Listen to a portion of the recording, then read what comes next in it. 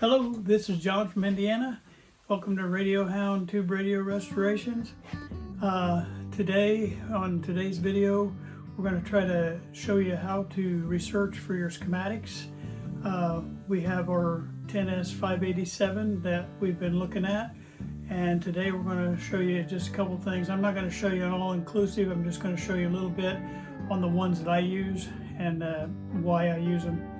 But I hope you follow along and enjoy, and we'll have something going here in just a few minutes. Thank you. Well, Willow spent a lot of time last night studying schematics. First, she had to get me corrected on my schematic, because I told you guys there's a 10S587. It was really a 10S567, and she said, "Silly, that's a 6, not an 8." And then she studied so much on it that she stayed up till after midnight. I got in here this morning. I was going to try to take a video of some information she found while she was studying last night, and she is so sleepy right now she cannot even talk. So I'm going to get her some coffee, and we'll go from there. We'll see if we can get her woke up and maybe give us a little bit more information on this so we can have our class today. Well, Willow, thank you for everything that you did last night. I appreciate your hard work. We want to say goodbye to everybody? All right, bye-bye. Or I should say good night. All right, a little video here to show you kind of how to research for your schematics. I incorrectly called this Zenith model that we're getting ready to work on a 10S587 because the way it's printed on the back of the radio, that's what it looked like. But I figured it out real quickly that it's a 10S567 because the way that prints, it makes it look like an 8 on the back there because they just stamped that on. But there's a lot of sites you can use. There's a lot of places you can go. You can pay for your schematics. I choose a couple different ones because they're free. So I'm going to show you my first one I do is Nostalgia Air, and I do it so much I have it right here. But you can click on Nostalgia Air right there, and when you do, you go into Resources. All right, you can go up here by your all the different manufacturers, and of course it's alphabetical, so Zenith is going to be clear at the bottom. And when we go in here, we go to Zenith Radio Corporation, and now we're looking for 10S567, and you can see right in here that it goes 566 and it jumps to 589. So Nostalgia Air is not going to be one that I can get this schematic from. Okay, so my second option that I always go to is a place called Radio Museum. Okay, so I'm going to put that in here.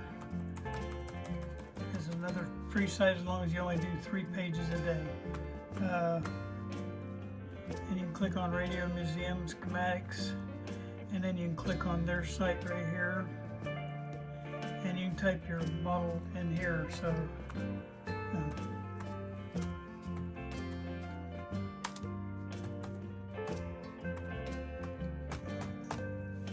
okay, and hit go, and you can see it brought up the 10S567. And just to make sure we got the right one, there's pictures down here so we can see that that's what our cabinet should look like. Of course, ours didn't even come close to looking like that, but hopefully we can get it back to something close to that. But what's important down here is right above that picture, you'll have the sign right there where it says schematics. So you click on the schematics, and then that'll bring your schematic up. Now, what you do is actually click on that. I'm not going to do that because it's going to show my personal information, and I don't want to stay on here too long because I want to make sure I stay inside the fair use part of this. But I just want you to know where to go. Then you actually click right on the picture, and then it'll ask you for your well, first there's an ad you got to click off, but then you ask you for your personal information, and it'll download that for you. And you can get, now it's not download per schematic, it's per page. So there's this, I don't know how many pages on here. You got the little arrows right here. This has sometimes there's only just one page. It looks like this one only has one page, even though it shows an arrow. I don't know. it's not moving, so there's only one page. But if there's secondary or third pages, sometimes there's 7 or 8 pages, you only get 3 pages a day for free. And if not, you need to become a member of the Radio Museum to do that. But I give them all the credit for an awesome site right here. But I use them as a secondary option if I can't find my schematic somewhere. So I will be printing this off of there, and I'll get that printed off, and then I'll bring it back. Okay, thank you. Okay, I did bring it back right before I finished it. I downloaded this from my email. It goes to your email, and you have a link to click on. And when you get to this screen right here, just hit on the little PDF sign.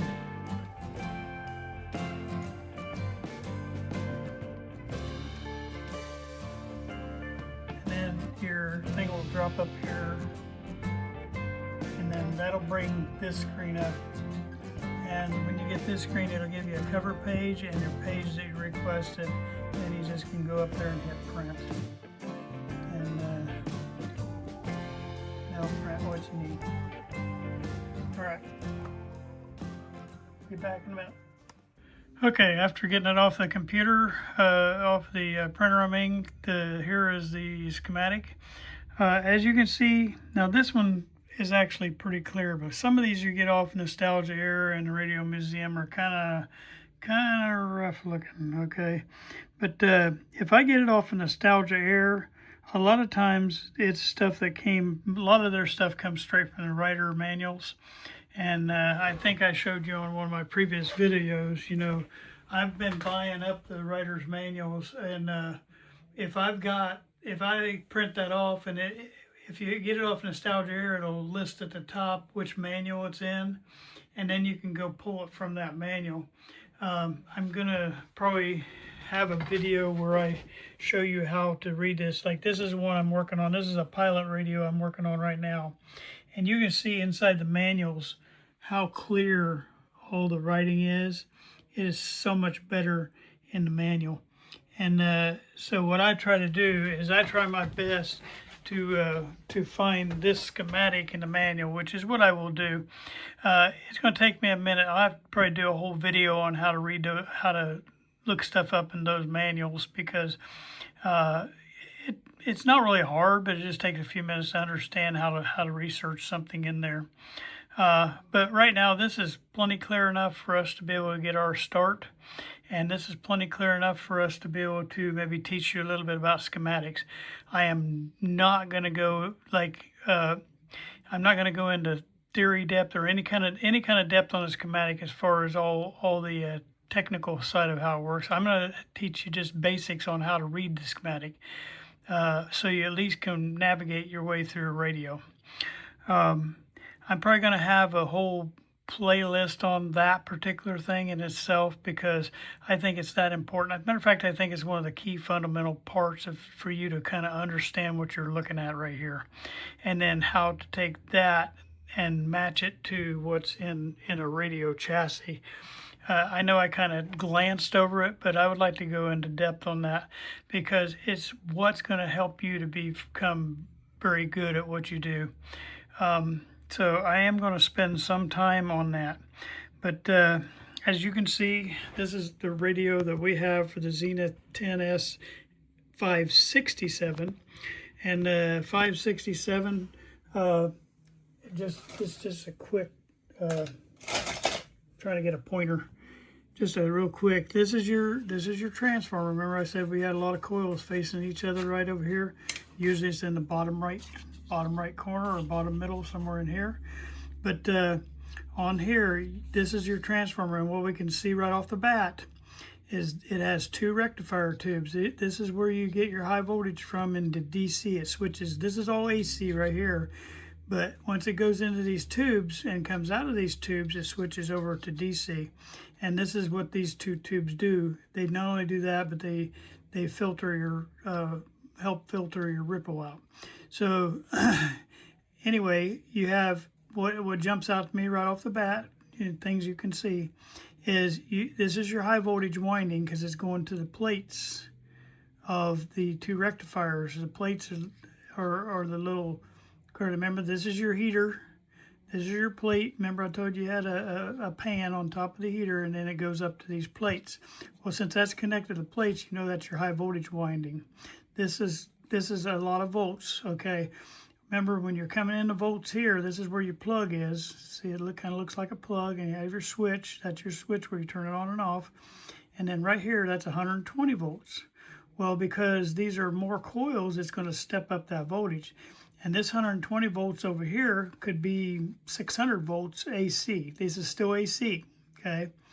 But you got to understand, you're going to have about maybe 300 on each side going into these two rectifier tubes, but total of 600 volts across here, or some in that range, okay? They are pulling the filament. This is your filaments, because you see the little things right there. That's your bulbs. That's your dial lights. There's two of them. Okay, so that's that. But it also does your filaments, your 6.3 volts for your filaments and all your other tubes up here.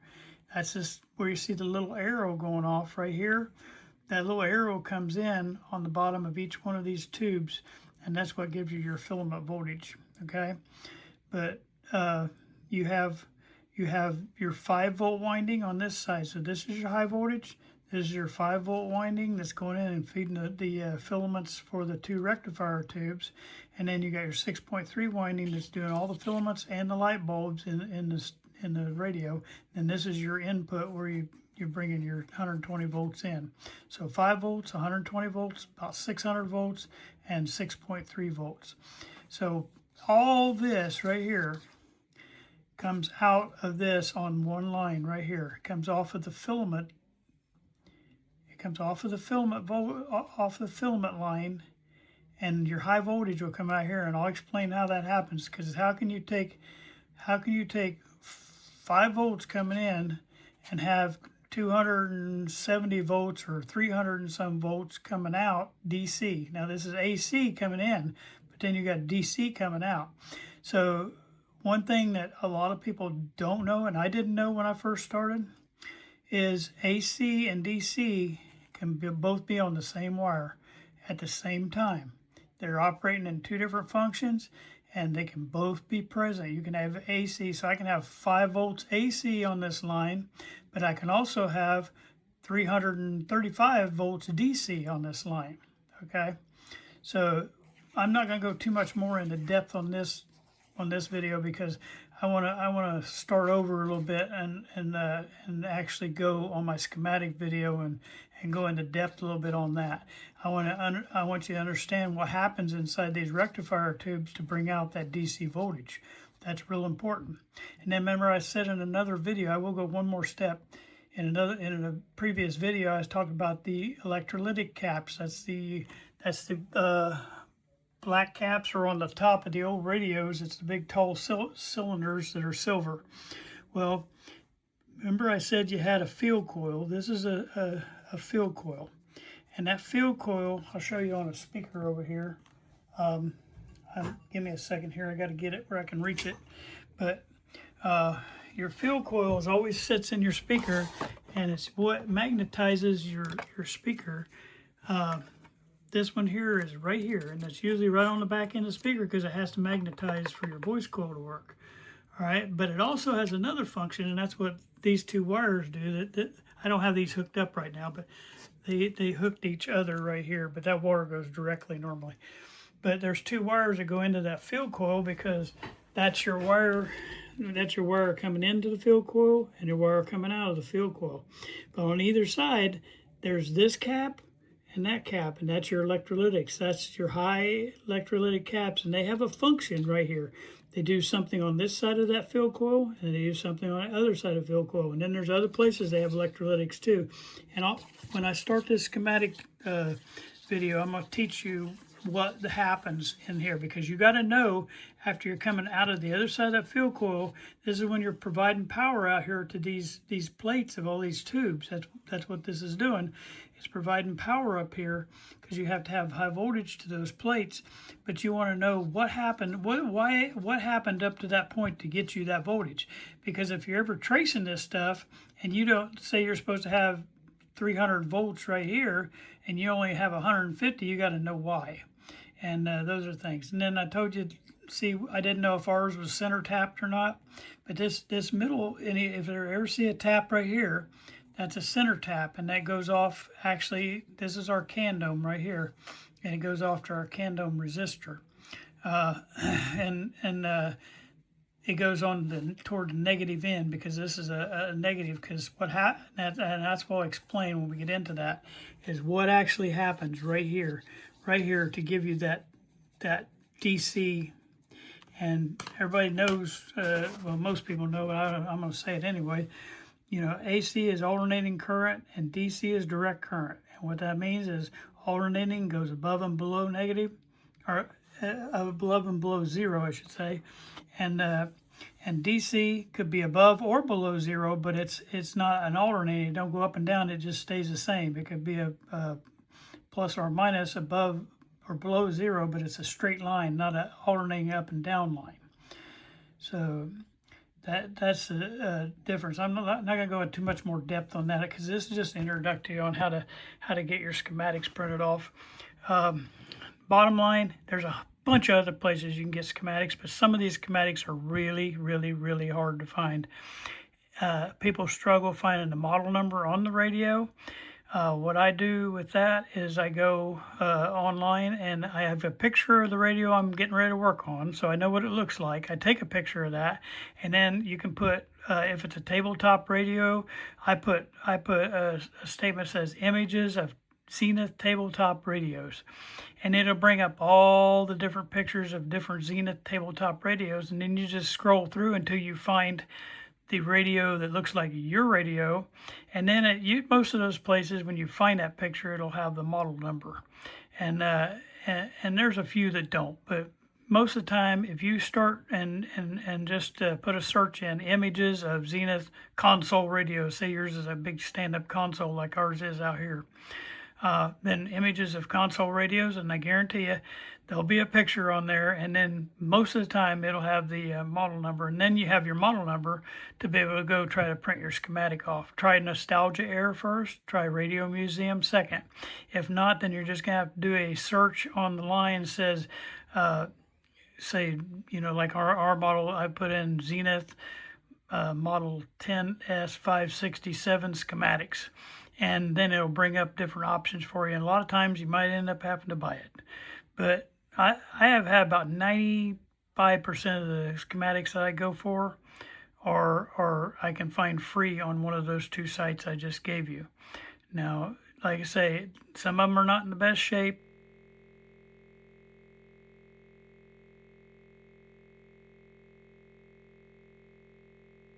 Because Nostalgia Air uses the writer's book, so you can match it up on the writer's book and get you a good clean copy out of the writer's books. But if you have any questions on it, I'm going to have one more little tidbit at the end of this. It has nothing to do with any of this, but I'm going to add it on the end of this video just to kind of have a fun time trying to talk about a little bit about going on these antique radio forums and asking your questions. So I hope that maybe some of that will help you. I'm not doing that in fun, but I do want to kind of help you when you're trying to get your answers. Like if you couldn't find that schematic or something like that, I'm just trying to help you not to get discouraged, because it can easily be done. So if you have any questions, make sure that you get with me, and please ask the questions. I'll try to at least read every question, and I'll try to answer if I can in between everything else going on. But I hope that you're enjoying this, and you'll be able to learn in depth here shortly. We're getting really close to getting into some meat and potatoes. So, and I'm going to try not to just say a bunch of random stuff to be making a video. I want you to actually learn something when you watch a video. So I don't want to give it in too big sections, because it's hard to wrap your head around sometimes. But I will try to take one little section of the schematic at a time, and try to help you to catch on how to look at these things and understand what's going on in the picture. All right, thank you for watching today. I hope you have a great day. Enjoy the little thing at the end here. Thank you. Hello, well, I hope you enjoyed today's video. I told you I would have a little something at the end that was kind of cute. A lot of you may run into things in your radio as you're going along, and you're kind of lost, as maybe you're trying to figure out what a part is, or you find a part in there that you've not really heard of, and but whatever reason you have a question and you decide, well, somebody told me about the different antique radio forums out there, and I'm going to go on one of those antique radio forums and I'm going to try to get an answer of what this is. So we're going to do a hypothetical today. You run across this little part right here, and you're going to go out there and you're going to go. Now, I visit this one all the time and I love it. It's a very good site. It's one of the better ones. But there's all kind of them. There's like the Philco forum, and then there's one actually called the Antique Radio Forum, and that's the one I like, and that's one I would recommend to you. But when you go on there, especially as a new guy, I'm gonna get a close-up of that. That's the little thing right there, and you're trying to figure out what is that thing? What is that? We don't know what it is, all right? So you get on there and you figure out how to activate your account there on the Antique Radio Forum. You got yourself set up now, and you're gonna go on there because these guys know what they're talking about, right? Well, and I'm not saying this to discredit anybody, because I'm gonna say that at the end, but the people on there on the Antique Radio Forum, the main body of the people that monitor that and administer that, those guys know their business and they help a lot. So they've helped me out of a lot of battles. But when you're first starting out, you got to know how to maneuver, and that's what this whole little clip is about, to show you how to maneuver those forums. But when you post your question, all right, question, you say, I have a little square thing that has a bunch of little colored dots on it, and I need to know what this item is in my radio. And you tell them, a little bit about your radio maybe, and you post your question and you wait for an answer. Okay, the experts are going to answer. Well, the problem is you got all these trolls that get on the Antique Radio Forum, and everybody sees these comments. Okay, so I just got to thinking about some of the different people that get on the Antique Radio Forum, and I kind of put a little thing together to kind of give you a gist of the type of people that you're going to run into. Number one, just like when I started this YouTube channel, I know there's going to be people on here that's going to give bad comments. I get it, because I'm not going to say things right. I'm not going to do things right. I'm not going to do things the way they do them. And if I'm doing anything wrong, I want them to talk to me about that, as far as safety-wise. Sometimes we all have different styles, and sometimes I'm going to teach you in a weird manner, but it'll help you remember. But I'm going to break them into categories. So the first category I'm going to talk about is the non-reader. You can get this on any forum that you look at. Like if somebody makes a post on the Facebook or someplace like that, and they say a post, I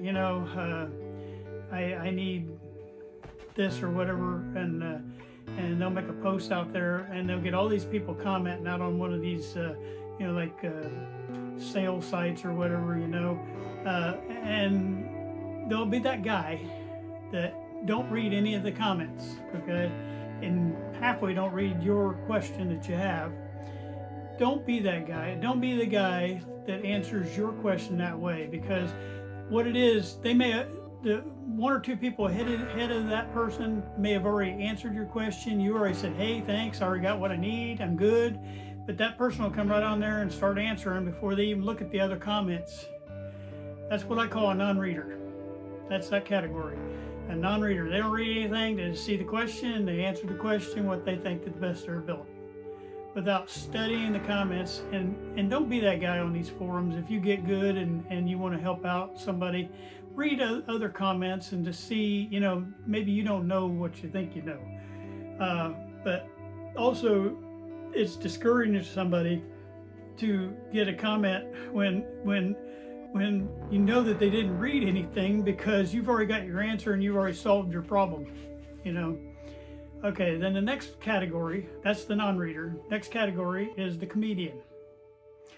There's always a comedian in every crowd, and every one of these, when you post your question, you're going to get a comedian.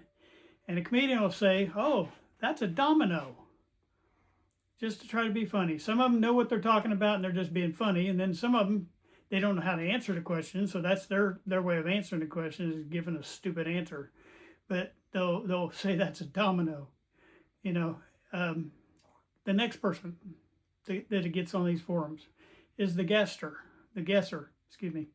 That person that guesses what it is. Well, maybe it's a resistor. Maybe it's a coil. Okay? Maybe it's a capacitor. Those are your guessers, and there's a lot of them on there. Okay? Then there's a guy that gets on there, and they'll say it with confidence, but you can kind of tell because you're seeing all the other comments, and they're all trending one way. And then this person will get on there and say, well, I'm pretty sure that's an electrolytic. And they'll make it sound real confident, like they know what they're talking about. And usually that's the guy, you know, he's been restoring for a little while, but, you know, he hadn't been that long, and you can tell he's new after a little bit of studying on there. You'll be able to pick those people out. And what they do is they confuse things really bad. Most of the time when they make their statements, they're opposite of the general consensus on there. It'll be something crazy like, you know, I used to dip those in chocolate milk and that would take all the rust off of it, or some stupid questions or statements like that. Then you got the other person. This is the person I don't like on there, and I don't want on my YouTube channel, that are just going to be the negative Nancy smart aleck hater type of person. Like they'll say, you post a question, what is this? And they'll put on there, well, why do you even come on here if you don't have a schematic? Well, first of all, you don't need a schematic for that. You don't need that at all. You can answer, anybody can answer that question if you know what you're talking about without a schematic. All right. There's times, yes, when you get on the thing, I suggest if you ever get on there and you're talking about specific to a model and you're wanting to trace wiring or something like that, you need to upload a schematic, and hopefully maybe a picture of your area that you're working on, and maybe a picture of your actual radio. You know, throw a couple pictures there and a schematic, because that helps these experts to be able to analyze why you're not getting the voltage at a certain spot or something like that. I agree there, but I mean on these type of questions, and they will talk so angrily to you, it'll make you, I remember when I first went on, I felt like quitting, because these guys made me feel so stupid. And really, they were just not understanding that, you know, there's new people that want to learn this hobby, and it's not just for you, it's for other people too, and they should want to help you to try to come along, okay? So, and then there's, you know, the guy that don't even come close to answering the question you ask. You ask, what is that? And then this is a category, you know, the guy that don't even come close to answering your question. He may make a whole statement about something about he's doing, or maybe ask a question about his stuff, that he wants to know stuff, but it's kind of in the same area, so he won't even answer your question. But he also might be one who says, okay, I think you need to change that capacitor out. Well, you don't know. You're asking what it is first before you can change it out. You know, so those are those people on there too. All these people are on. When you post something, you'll see what I mean. And then the last one will be the experts. First, the administrator is usually watching what's going on there. Now a lot of times, unless nobody else will help, he's an expert, and he will pipe in if he has to. But most of the time, he has 3 or 4 or 5 guys, maybe a bunch like that know what they're doing, and he knows them by name, and a lot of them are co-administrators, and they will jump in there and they will try to answer your question. These are the people that you're trying to lock in on, because these are the people that's going to be able to help you. Now, there are a few different kind of experts, and there's one of them that I don't really like. There's every once in a while you get on these forums and you have an expert that I don't mean this bad, but they know a lot of stuff, and they're highly educated and whatever, but they want you to know that. They want to talk to you in a way that you know, you walk away thinking, wow, I'm not ever going to be like that. And I feel that it's hard for a lot of times people get on these forums because they're new. You know, if you're on the forum asking questions, that means you're trying to learn. It's not, if you know everything, you don't need to be on the forum. Okay, so that expert kind of bothers me a little bit because they all they want you to do is they want you to see how smart they are and how cool they are, and they're few and far between, but they do get on these forums, and some of them are even part of that forum. Then you got the expert who wants to help you. They have a great desire to help you come along, and they have a hard time of stepping away from the fancy terminology and forgetting the fact that you're on there asking a question. You probably, if you hold one of these up and say, "What is that?"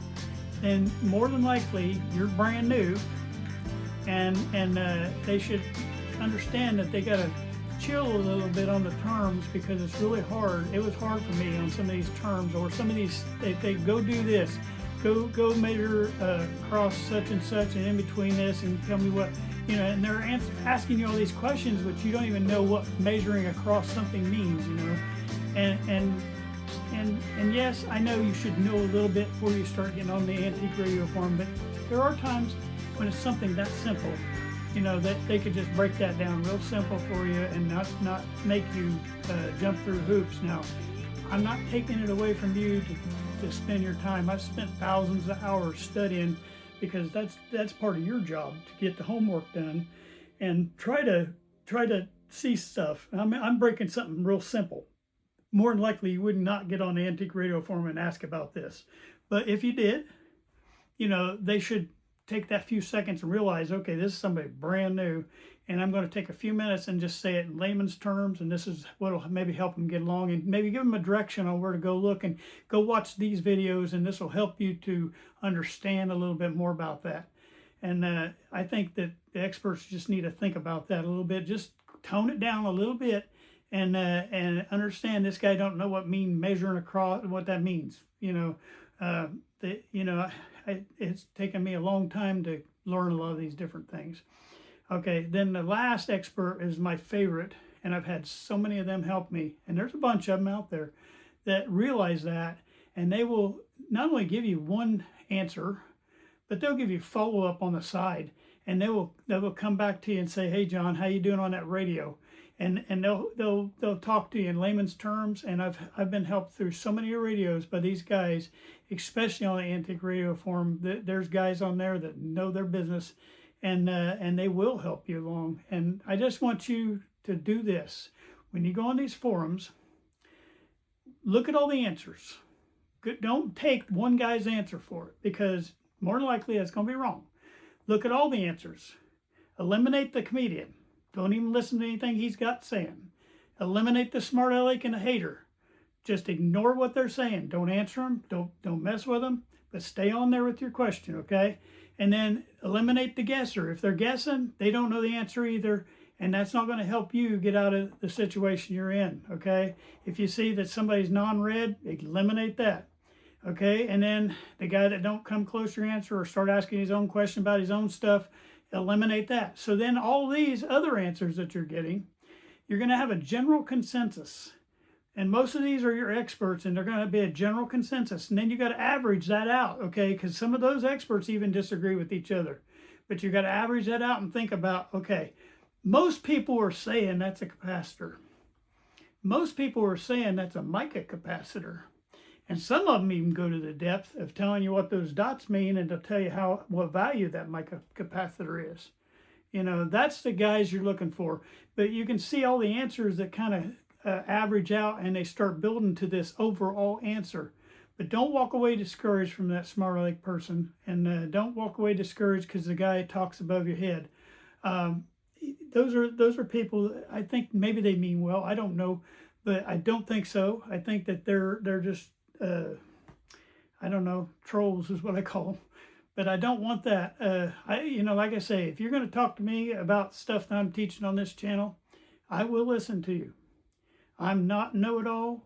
I know that much of how, like I watch, YouTube channels like Mr. Carlson and people like that. Those guys, I know a fingernail's worth of what those people know. But you know what? When I first started watching that, there's a lot of things I didn't understand what they were saying, but now I understand some of that, and I'll be honest with you, it's helped me tremendously, but I'm not saying I know everything. I have a lot to learn.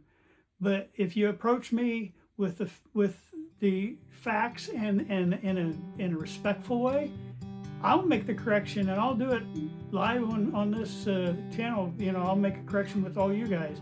Now, if it's something where I'm just using terminology, saying what I say, I know what I mean, and I'm just trying to help you to understand it in a different way. And then later on, I'm planning on trying to introduce you to those terms. I'll let that person know, hey, I'm in the process of getting that across, but I don't want to come across with these big giant terms to make somebody feel unwelcome and feel confused. I want them to use terms that a person who knows nothing about electronics would use. That's my goal. So, but I will take correction on this channel. Comments, they're welcome. All comments are welcome, including all these people I talked about. But if you become a hater and a discourager on here to my people, I will say goodbye to you, because I do not need that. I'm trying to help people to get into this hobby, because it's a hobby that a lot of people are elderly in it, and it's dying off to the point where we need to get our young guys in here and start learning this hobby, and try to not allow these beautiful pieces of waste and get thrown in a trash can somewhere. It kills me. I just picked up today a Philco, I think it's a Model 20. It might be a 90 or 70, but anyway, it was in Tennessee, and I had my sister go pick it up because they live in Tennessee. But it was getting ready to go in the trash pile, and I'm not going to let that go in the trash pile. And so we're going to try to, maybe someday when I get it back up here in Indiana, I will try to see what I can do to recover that. But I have a heart for these radios, and we just need to share that with these other people, and maybe get some young guys in here that will be able to carry it on for many, many years to come.